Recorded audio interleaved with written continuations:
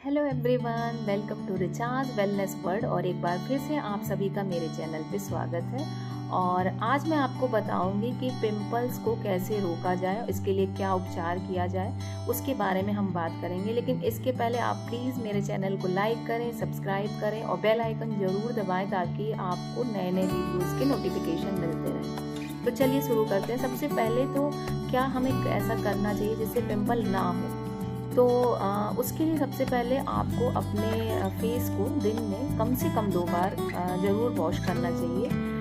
कारण क्या है कि जिनकी ऑयली स्किन होती है और बहुत ज़्यादा तेल या ऑयल निकलता है, तो फेस वॉश करने से उनके फेस से तेल कम प्रोड्यूस होगा। तो आप ज़रूर अपने चेहरे को दिन में 2 बार धुलिए।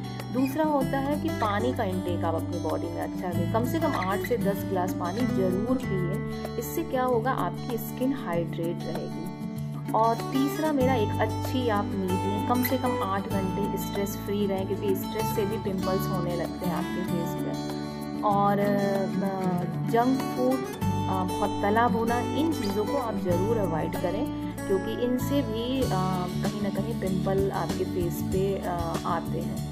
और जो मेरा लास्ट सजेशन होगा कि आप अपने फेस पर कोशिश करिए कि घरेलू चीज़ों को जो आपके किचन्स में अवेलेबल होते हैं उनको आप इस्तेमाल करिए अपनी स्किन को, चाहे ग्लो करने में, चाहे क्लीन करने में, स्क्रब करने में। क्योंकि और मेकअप बहुत कम यूज़ करें, क्योंकि मेकअप बहुत ज़्यादा लगाने से भी आपका जो है वो फेस पे आपके बहुत सारे पिंपल आते हैं। तो अब इन पिंपल्स को कैसे दूर किया जाए, क्या मतलब ऐसा ट्रीटमेंट है जिसकी वजह से आपके पिंपल्स को वो रोकने में आपकी हेल्प करें। तो सबसे पहला होता है एलोवेरा।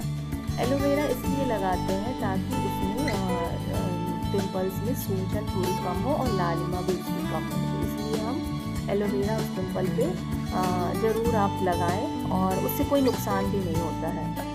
दूसरा है आप शहद यूज़ कर सकते हैं। शहद एक नेचुरल जो है एंटीसेप्टिक होता है, तो वो आपके हील करने में पिंपल्स को बहुत फास्ट मतलब हील करता है। तो आप शहद यूज़ कर सकते हैं। तीसरा है कि आप हल्दी यूज़ कर सकते हैं। आप हल्दी का गाढ़ा पेस्ट बना के उस पिंपल पर जब लगाएंगे तो वो इन्फ्लेमेशन को रोकता है हल्दी। और आइस क्यूब भी लोग यूज़ करते हैं। और आइस क्यूब, अगर आप एक आइस क्यूब लेकर उस पिंपल पर सिकाई करते हैं तो उससे सूजन कम होती है और रेडनेस भी काफ़ी कम होती है।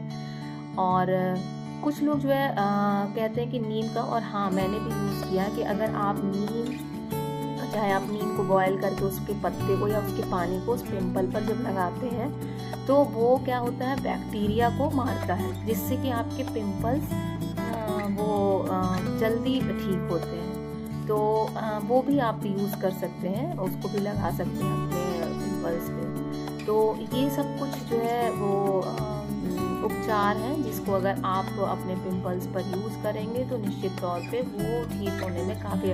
और मुझे एक अपने बचपन की बात याद है कि जब हम लोग हॉस्टल में पढ़ते थे तो लोग अक्सर जिसके फेस पर पिंपल होते थे तो वहाँ पे मुल्तानी मिट्टी लगाते थे।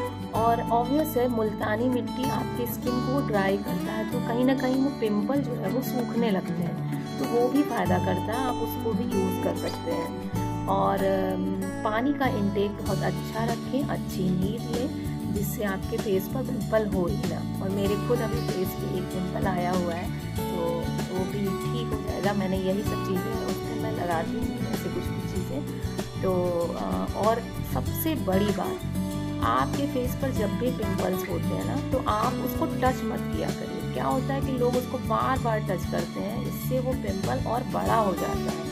तो प्लीज़ मेरी सबसे यही गुजारिश है कि अगर कहीं भी आपके चेहरे पे दाने निकले हैं तो आप उसको मत टच करिए, तो उससे जल्दी हील अप होता है। और बार बार आप टच करते हैं, उसको रब करते हैं, तो वो और फैलता है और बढ़ता है। तो ये मेरे कुछ टिप्स थे, तो आप इसको ज़रूर फॉलो करिए और सब्सक्राइब करिए। फिर मैं आपके सामने एक नए टिप के साथ या नए वीडियो के साथ हाजिर होंगी। तब तक के लिए bye bye, stay healthy, stay happy.